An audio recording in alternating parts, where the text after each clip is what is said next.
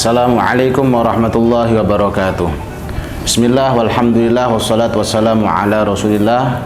Subhanaka la ilma lana illa ma'allamtana innaka antal alimul hakim. Rabbi syrah li sadri wa yassir li amri wahlul uqdatan min lisani yafqahu qawli bijahin nabi wa sahbihi al-ali amma ba'd. Para pemirsa yang berbahagia, sebagaimana kita maklum, sholat adalah kewajiban yang diharuskan oleh syariat kepada tiap muslim. Satu hari, satu malam, 5 waktu. Namun perlu kita ketahui bahwa sholat itu memiliki batasan-batasan waktu yang jika seseorang mengerjakan sholat di luar waktunya, maka dia dihukumi berdosa karena mengerjakan sholat di luar waktunya. Tapi dalam fikih disebutkan ada hal-hal yang jika terjadi pada seseorang dan dia akhirnya sholatnya terlambat atau telat, keluar dari waktunya, dia tidak dihukumi berdosa, yang diistilahkan dengan a'dzarus sholah. Oleh karena itu saya ulangi sekali lagi bahwa udzur sholat itu artinya adalah seseorang tidak dihukumi berdosa jika dia sholat telat atau melewati batasan waktunya. Bukan berarti bahwa udzur sholat itu orang boleh tidak sholat, karena selama dia akil balik, berakal, maka dia bagaimanapun keadaannya tetap wajib melaksanakan sholat. Baik para pemirsa, untuk udzur yang pertama adalah tidur.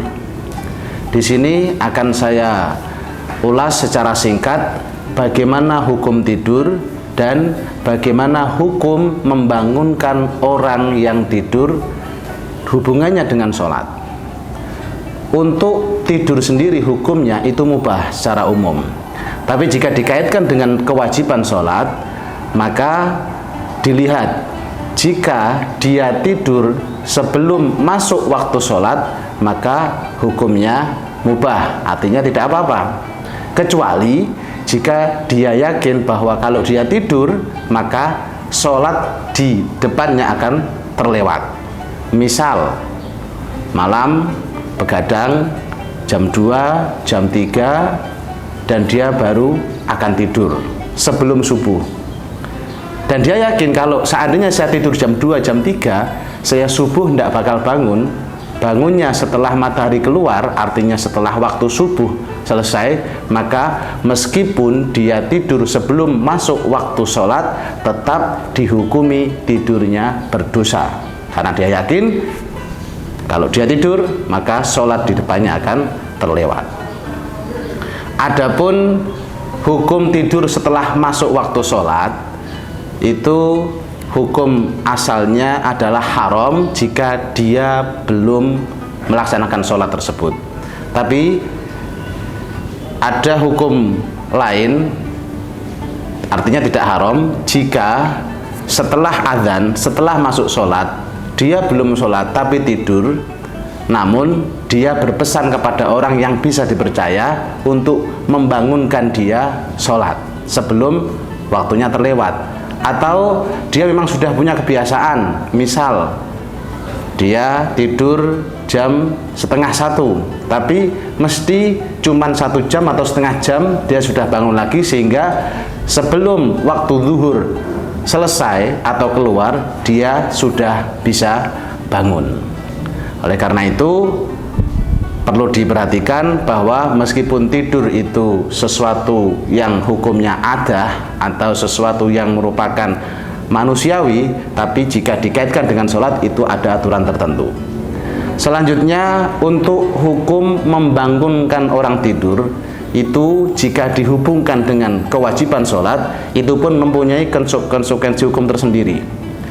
Artinya dalam fikih disebutkan, jika ada orang yang tidur sebelum memasuki waktu sholat, dan mendekati waktu sholat, maka orang yang terjaga atau bangun itu sunnah membangunkan dia agar siap-siap sholat.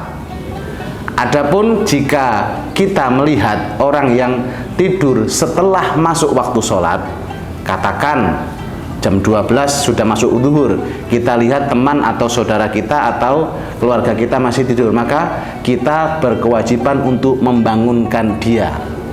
Kalau kita biarkan tidak membangunkan, maka otomatis kita berdosa, karena sekali lagi hukum membangunkan orang yang tidur setelah memasuki waktu sholat adalah wajib. Nah, sebagai penutup, bagi orang tua, terutama bagi ibu-ibu, bapak-bapak yang memiliki putra-putri yang sudah berkewajiban sholat, maka jangan pernah sungkan, jangan pernah malas untuk membangunkan anaknya sholat subuh sebelum keluar waktu subuh, karena itu kewajiban kita sebagai orang tua. Dalam Al-Quran disebutkan dalam Al-Quran disebutkan langsung tidak usah. Jadi kita sebagai orang tua berkewajiban membangunkan anak untuk sholat. Demi apa? Demi menggugurkan kewajiban kita membangunkan orang untuk sholat. Adapun anaknya kalau sudah bangun dia tidur lagi atau tidak, itu sudah menjadi tanggung jawab pribadi mereka. Sekian, semoga bermanfaat. Wassalamualaikum warahmatullahi wabarakatuh.